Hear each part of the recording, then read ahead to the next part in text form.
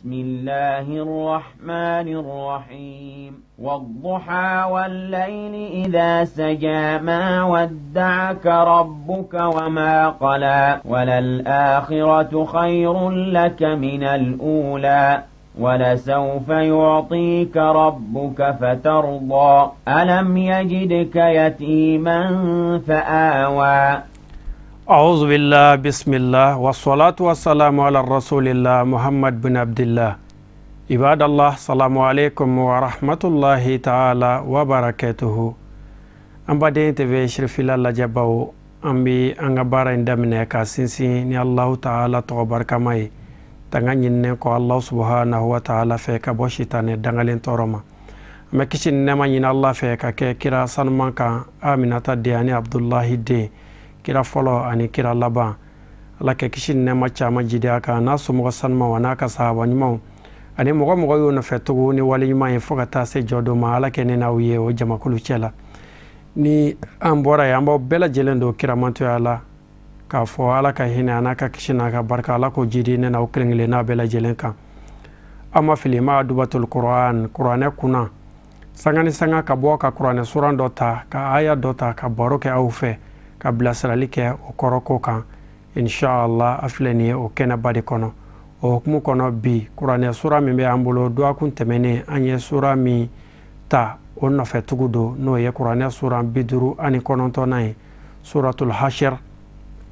anye ata fokana jo ayata ani wolon vlala okmana fe bi ka wilayata ani shekina katabla sura ira labana no ye aya mugannan nay o bina wode soro ni sigidaina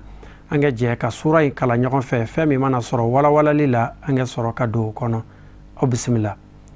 a'udhu billahi minash shaitanir rajim bismillahir rahmanir rahim ya ayyuhalladhina amanu ittaqullaha walitanzur nafsun ma qaddamat lighaddin wattaqullaha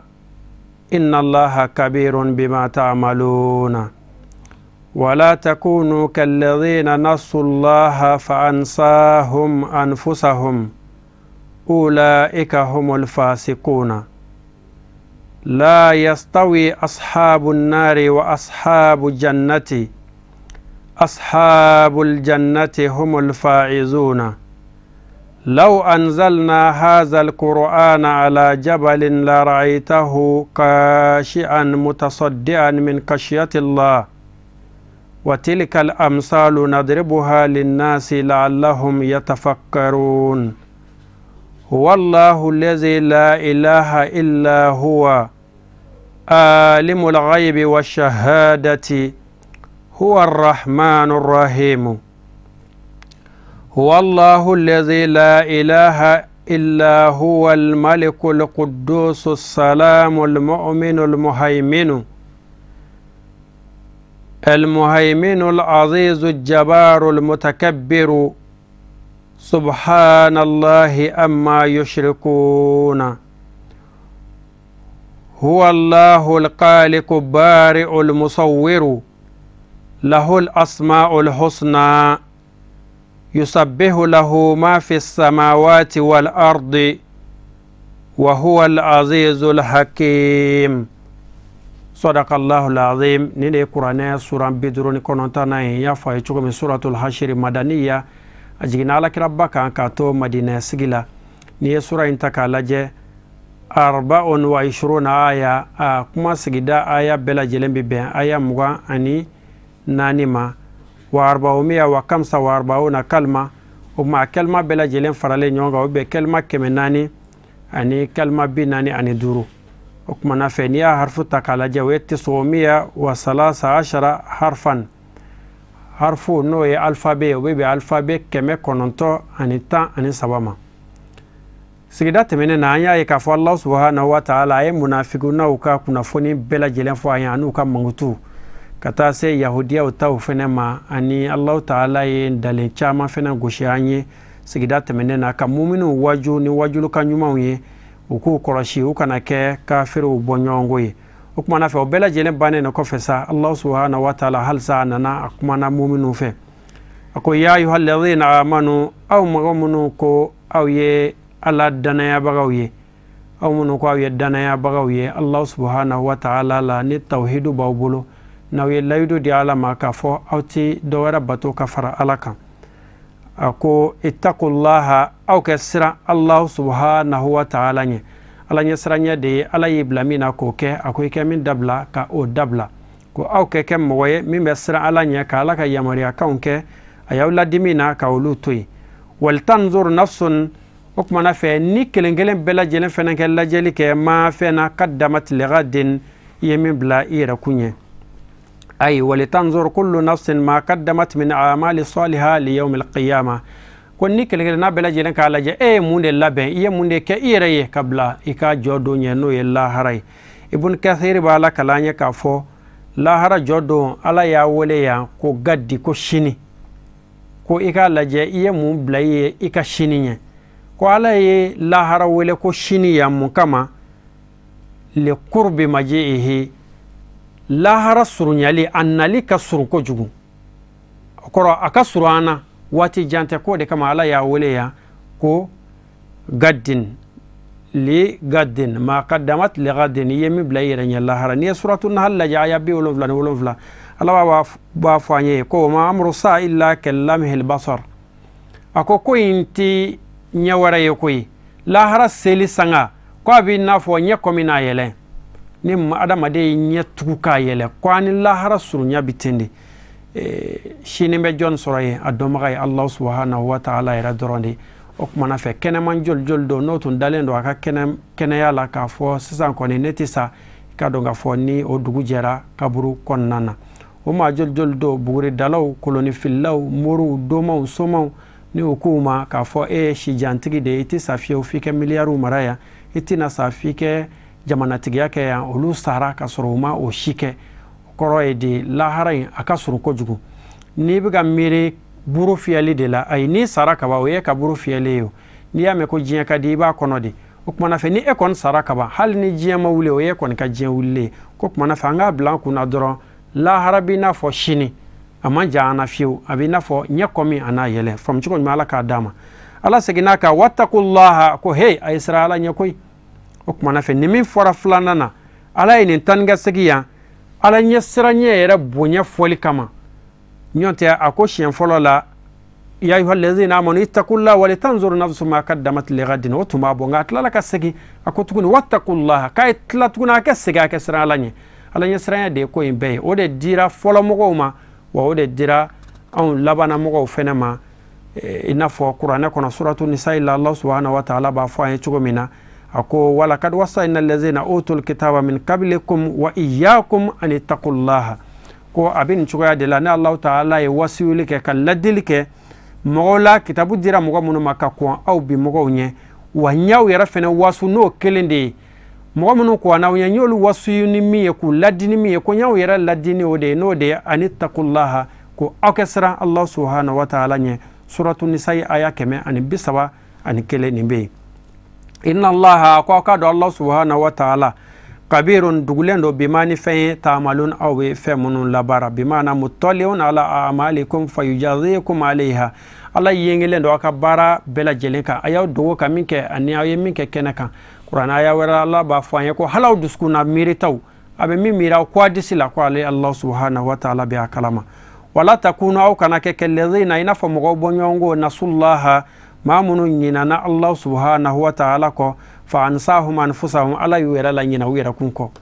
akwa mu'minin jama ya ma'ashara almu'minin aw mu'minin jama la takunu kellezina taraku zikra Allah aw kana ke mo bonyongo munu nyina na ala kusmako ubi wale minke utimir ala la kono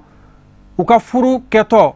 ikanga mir ala la katashi minga umamir ala la ukafuru keto ukasanini fere keto umamir ala la uka barok ma uka gerauna umamir alala uka lajera kuma umamir alala o kana ke mogoye mogo munun binyina ala ko ti ala ko suma uka wale uketo o kuma na fe wa murakabatu wa ta'atu ka Allah ta'ala koloshi ka ala labato ika wale bela jelen kon nana ka kana ke mogoye mi menyina ala ko la takunu kal ladina nasullah o kana ke mogoye mogo munun nyina na ala ko uka wale kuma ni nyina na ala ko ika wale kuma fa ansahum anfusam ko ala bo tigla mogo de nyina wira kunko o koroidi ikanga femin ke no bi kishi lahara jodo iba ibina nyina ko nidu nyina no ko dora bina fo nyina ni yera ko sawo ko yera di halakima ala ka hakili ɲuman d'a ma ulaika hum ko mɔgɔ minnu ɲinana ala kɔ n'aw t'o tigilamɔgɔw dɔn olu de ye mɔgɔ ye elfasikun humul fasikun tiɲɛnikɛlaw sinjitigɛlaw balimaya faralaw mɔgɔ burujalaw mɔgɔ dɔgɔyalaw maa kɔrɔfɔlaw danbe tiɲɛnaw ko ninnu de ye tiɲɛnikɛla ninnu de ye maa ye minnu ɲinana allahu subhanahu wa ta'ala kɔ la yastawi ashabu nari wa ashabu jannati a ko aw kɔni kɛ min siga bɔ aw la jahanɛmɛ kɔnɔmɔgɔ tasuma kɔnɔmɔgɔ ani arijinɛ kɔnɔmɔgɔ ko olu man kan dɛ olu tɛ mɔgɔ suguya kelenw ye jahanɛmɛ donbaga ani arijinɛ donbaga ko ninnu mɔgɔ filaw tɛ kelen ye fiyewu o ye kunangow ani kunandiw ye i k'a dɔn k'a fɔ ashabu jannati ko arijinɛ donbaga ninnu humul faizun wallahi olu de ye ɲɛyɔrɔ sɔrɔlaw ye olu de ye maa gaɲiniw ye olu de ye maa kunandiw ye ay ashabu janna humul faizuna bis saada al abadiyya fi dari naim wa zalika huwa al fawzul azim ako arjina kono do maga wolu de ma kunandiw ye munun be do nema bada la nema minati kotika ati ban ati negibo wa wolu de nyero belebele sorobagaw ye Allah subhanahu wa ta'ala tlale bela jelena sorla kana qur'ana ka bonya anaka karama ani qur'ana ka dangeleya ka yira ka fo doni girindo Allah ta'ala nani dadola ko law anzalna hadha alqur'ana ala jabalin ako ni gafe na ya sorla ni Allah ta'ala ya jigi kulu bade kan la raitahu kautuna okulu yaqashan kulu sirane mutasaddian abalaka cici ka nyogon bla min kashiyati Allah subhanahu wa ta'ala nyasra nyafe law kalakna fi jabali aqlan kuma layine mi na ya sorla ni Allah ta'ala hakili dotun di kuluma abseka faravansiya ke ni hakili mi ka ko bon nyogona ka ko tamyizu inafo Allah ta'ala ya hakili nyogona di adamade machikomi Allah ya hakili min di adamade ma abi mira abi tashi abi dumuni dumane akolon bon nyogona abi dumuni chana bole ka shada makasura ma da turala ko Allah ta'ala yo hakili min di adamade ma nabi ko faravansiya ka ko bon nyogona ni aye ko na Allah ta'ala tuyo nyogona di ikadonga fo kuluma wallahi ka qur'ana jigi kulukan ikadonga fo ko kulu tume mugu atumechi atume bo nyogona nga ikadonga fo kuma la yine mi hakili dirada made maka farafansiya de ama abseka ko bo nyogona be ko qur'ana dirama nga adamade make miriba ya make tashibai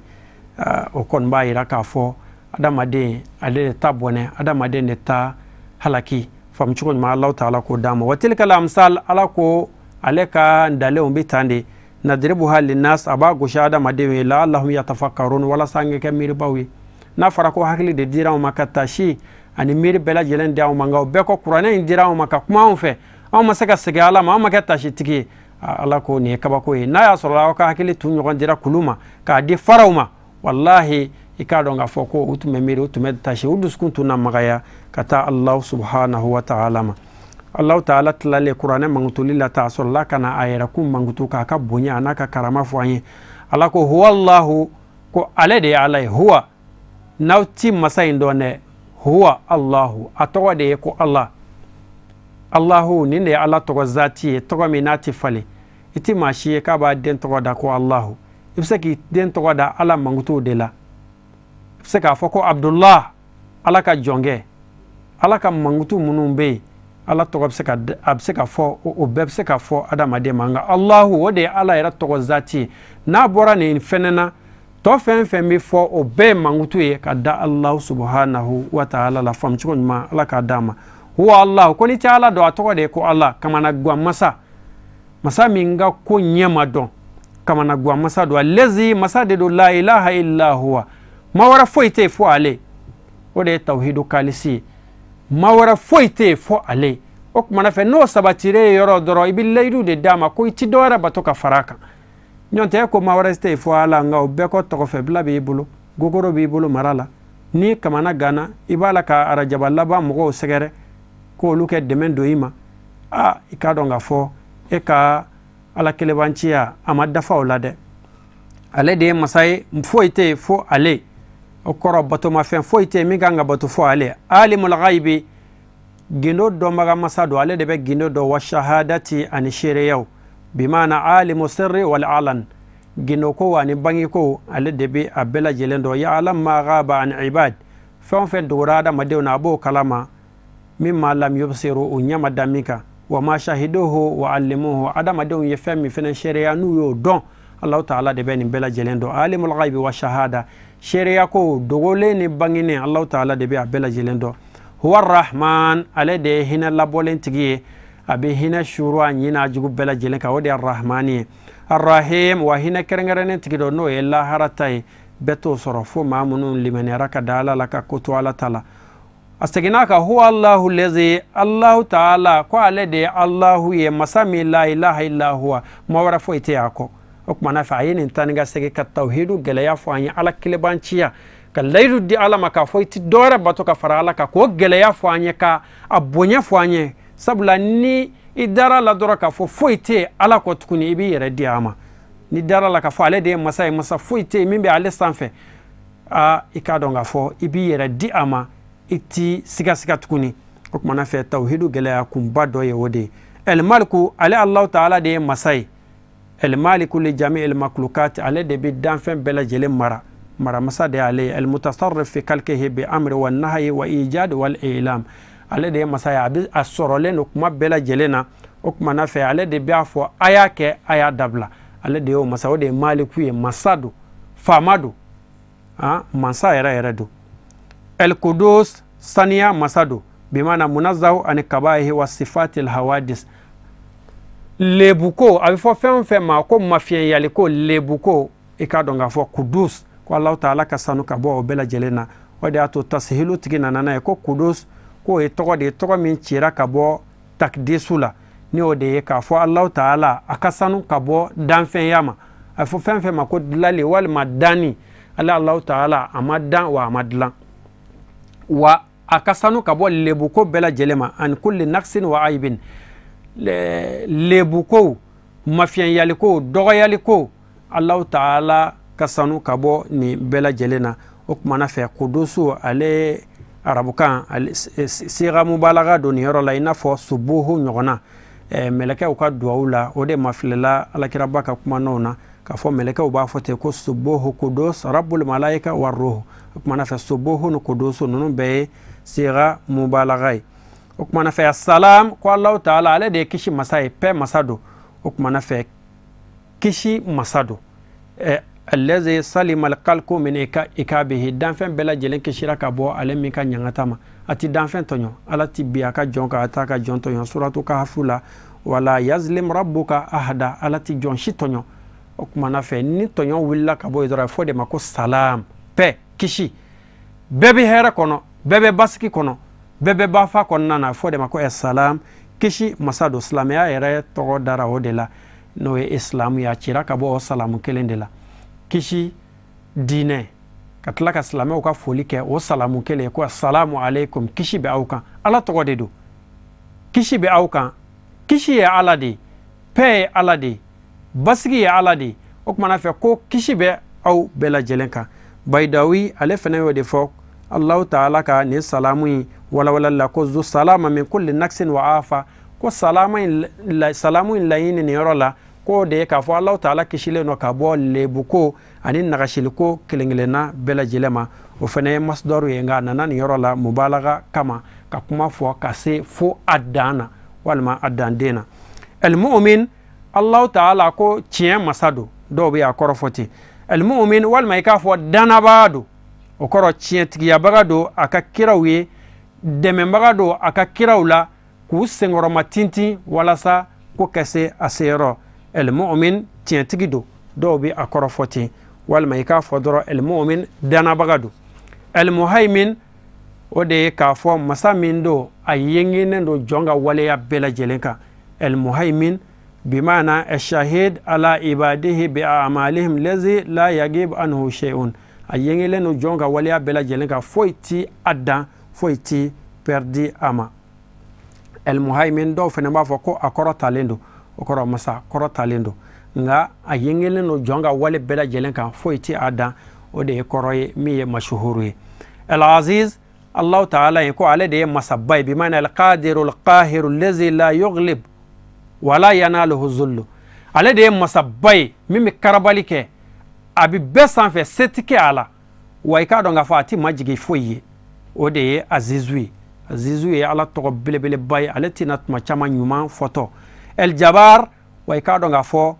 kolo tugubaga don jabaru de ye el kaharul ali karabali masa min kɔrɔtalen don ali janab allazi la yazilu lahu man dunahu fɛn o fɛn bɛ a kɛra la o bɛɛ bɛ majigi ale de ye kɔrɔtalen ye n'a bɔra ale la fɛn o fɛn ti ale ye o bɛɛ bɛ majigi ale de ye o bɛɛ bɛ dɔgɔyalima kɛ ale de ka sebaya kɔnɔna na ibn abbas ko huwa al-azimu allazi iza arada amran fa'alahu ko jabaru kɔrɔ de ye masa min a mana jɔ ko k'a b'a kɛ foyi t'a bali masaw ka ca anw fɛ yan nka n'u mago jɔra sini dugusɛ jɛli la n y'a dɔn u bɛ makɔnɔni kɛ dɛ u bɛ ɛri makɔnɔ ko nka ala ta tɛ ten dɛ ale mago mana jɔ sini na dɔrɔn a bɛ ɛri turune ka n'a jɔ sɔgɔmada la o yɔrɔ bɛɛ n'a mago jɔra su koli la a b'a fɔ dɔrɔn ko su ko su bɛ ko n'a ko a ye wuli bɛɛ bɛ wuli seko t'a la iza arada shani yakula la kun fayakun ayo de fɔ suratu yashi laban yɔrɔ k'ale ka ko ye n'a ko min kɛ dɔrɔn o b'a laminɛ ko kɛra o de ye jabaru ye mutakabir yɛrɛ bonya masa dɔ o kɔrɔ ale de y'a yɛrɛ kun bonya o kumana fɛ yɛrɛ bonya ni o ye kɔrɔta ni bonya ye hadisa la alakiraba b'a fɔ an ye k'o ye Allahu ta'ala de ta ye el azamatu izari wal kibriyau ridai faman nazani fihima kasamtuhu wala ubali bonya ani yɛrɛbaya ko ye ale Allahu ta'ala ka birifini ye ni maa min ko i b'a dɔ sama ka biri yɛrɛ kan ko ale Allahu ta'ala bi kunna goya a b'i kɛlɛ wa ale Allah mago t'i lafiya na subhanallah saniya bɛ Allah subhanahu wa ta'ala ya ma yushrikun ka bɔ fɛn bɛɛ lajɛlen ma a bɛ ka fɛn min fara ala kan a bɛ ka lata min fara ala kan uza ninnu nin si tɛ ala ye a bɛ ka makungoba ni nangoloko ninnu minnu fara ala kan ka ɲa minnu fara ala kan nin ye ko nin si tɛ ala dɔ ye nin si tɛ ala dɔ ye subhanallah saniya bɛ ala ya ma yushrikun ka bɔ fɛn bɛɛ ma aw b'a la ka fɛn min fara ala kan k'olu kɛ aw ka ala ya jɔyɔrɔ ye wallahu alqaliku ale de ye ala ye ala min ye dali masa ye البارئ على دي سنزيل مساي البارئ بمعنى الموجود من الآدم علمي ناناني دالي كابو سورو كابون دانيا كونو علمي ناناني سورو كابون دانيا كونو وكرا يتنتي مي كي ودي البارئ هو الله على دي على القالق مي دالي كي على دي دانفن بلا جلين دان البارئ نينغا سنزيل كي كابو دانيا كونانا المصور وعلى دي چويا وكي cogoya tun tɛ ala de ye cogoya kɛ ye adamaden ka faamu bɛ taa yɔrɔ jan kuma dɔ f'a bɛ ɲininkali kɛ ko ala yɛrɛ bɛ cogoya jumɛn na n'i ka miiri ser'o ma ko dɔnnaw ko k'a f'i ye ala dɔnnaw ko ale ala de ye cogoyaw kɛ yen ka sɔrɔ cogoya tɛ yen o kumana fɛ n'ale ye cogoyaw kɛ yen ka sɔrɔ cogoya tɛ yen e bɛ se ka cogoya ɲini a yɛrɛ la cogo di kana ala yɔrɔ ɲini ale de ye yɔrɔw kɛ yen ka sɔrɔ yɔrɔ tɛ yen o kumana fɛ yan'a kɛ yɔrɔw kɛ yen a tun bɛ min huwa allazi kayyafa al-kayfa bila kayyifin ale de ye cogoya kɛ ka sɔrɔ cogoya tɛ o de ye musawwir ale de ye shakuluw kɛ jamanjan suruman belebele dɔgɔmani jɛman fiman e bɛ ka miiri o min na dɛ ko ala yɛrɛ de ye o cogoya in kɛ yen o ma min ye cogoya kɛ yen ka sɔrɔ cogoya tɛ yen kana cogoya ɲini ale yɛrɛ la suratu ala imran na ala b'a fɔ an ye huwa allazi yusawwirukum fil arham kayfa yasha ale de ye masaya min ye aw cogoya ka aw sinsin aw baw denso la position na min y'ale ala subhanahu wa ta'ala yɛrɛ ja Kazin, tafsir Kazin tigi b'a fɔ an ye ko allazi yakhluqu surata kalki ala ma yuriduhu ko musawwir kɔrɔ de ala bɛ dali kɛ cogoya la cogoya min mana ja a ye saga kɛ sen naani ye k'o biri ka adamaden kɛ sen fila ye k'o jɔ o kumana fɛ ko ala min y'o kɛ dɛ fɛn min y'o kɛ dɛ k'o de ye Allah subhanahu wa ta'ala el musawwir ale de bɛ cogoyaw kɛ lahul asmaul husna ko tɔgɔ kɛrɛnkɛrɛnnenw bɛ ale de la i n'a fɔ a b'a dɔn cogo min asmaul husna dɔw y'a jate ala kira ka kuma n'o na fo ka taa se 99 ma n'o de ye k'a daminɛ Allahu la fo ka taa bila sɔburu la faamucogo ɲuman ala k'a d'a ma yusabihu lahu ma fi samawati fɛn bɛɛ lajɛlen bɛ Allahu subhanahu wa fɔ ka ala saniya fɔ fɛn fɛn n'o bɛ kabakolo la fɛn fɛn bɛ kabakolo la a bɛɛ bɛ ala ka saniya fɔ wal ard ani fɛn fɛn n'o bɛ dugumakolo la nin bɛɛ bɛ ala ka saniya fɔ o kumana fɛ nin suran belebele sɔwi tigi y'o de fɔ a daminɛna ni ala ka subhanahu wa fɔ ye n'o ye ala ka saniya ye a labantɔ fɛnɛ filɛ ala nana o fɛnɛ laban tuguni ni ale Allahu ta'ala ka saniya fɔ ye o kɔrɔ ala de ka sanu a ye subhanahu wa fɔ ka caya hɛrɛw bɛ sɔrɔ n'a ye diɲɛ na hɛrɛ bɛ sɔrɔ ni a ye lahara o de y'a to mɔgɔw jatigɛlen u jasirannen ikado nga fo Qur'an ka to ku ka misaliya fo anye ko uka kuma make foye Allah ta'ala de saniya fo qalu hasbunallah wa ni'mal wakil mana mina ujatigera usirana aforu ye ko he ka isirana ko ikado afo ko jama kulu bafara me nyon ka o kama ko ko saniya be ala de anjigi seme yoro ya alai ko kele Allah ta'ala yu wasa ku seki ni basigi ni bafai ka nema ku ye ka fusamanjiya ku ye o masiki ni mi fiyo wa huwa al-aziz ko ala de masabai anya azizu korofo sisan al-hakim wa ale de kodona ye akadali konnana ani akadlalu konnana al-aziz masabado al-hakim wa kodona bado fi kalkehi wa sun'ihi akadali kumanauna famchuko ma Allah subhanahu wa ta'ala ke adiama suran daminana ni subhanallahi no ya alaka saniya foye katlaka laba ni Allah ta'ala ka saniya foye okmana fe hasbunallah wa ni'mal wakil alayhi kelke minen bilbile bay no ya Allah ta'ala ka saniya foli hasbunallah wa ni'mal wakil ka tanga seki chien kemenani ani biduru abe balaw ko nyoni abe mashibaw nyoni abe garsika yirwa ikadonga fo sanini ferewla abe jidilu ke alaka jidili ke ankelngelena bela jele amba fo ka wali mando akanya madalla muno ton sogolendo ana ma Adabatoul Coran nati fawko fullak mabadi ankara mo ma alil maqam faalul khairat ankara mo mi ni hera ko ke bagadu joro korota lentigi bi mali al-islamaw ikadonga fo bela jele kan nyamgo ya bi alemi mbolo sayyid Sharif Usman Madan Haidara ayacha sirkabi dina inde malaka na de ayacha sirkabi dina korota alaka na korota kan sardin tonde fo malikono ani malikoka kanga fuli keren ni sigida ina ka dian karamugo ma Muhammad Abu Jafar Jabate alemi ay andeme emission ina abi amblasira kuma be kanga almami fo Abdul Mumin Male fo ya fo nyama koro folni wali mando hobe aw kelengele nay aw munutun sogolendo ana kan karamugo fo ana karamugo de Sayyid Ahmed Tijani Haidara ana dogo bela jele ka ambaw fo sigida wara ala ko diama ami do ka ma fo Allahumma arhamna bil Quran Allahumma arhamna bil Quran اللهم اجعله لنا نورا في الدنيا والآخرة اللهم ذكرنا منه ما نسينا وعلمنا منه ما جهلنا وارزقنا تلاوته آناء الليل وأطراف النهار يا رب العالمين صل سبحان ربك رب العزة ما يصفون والسلام على المرسلين والحمد لله رب العالمين وشكرا لكم في أمان الله.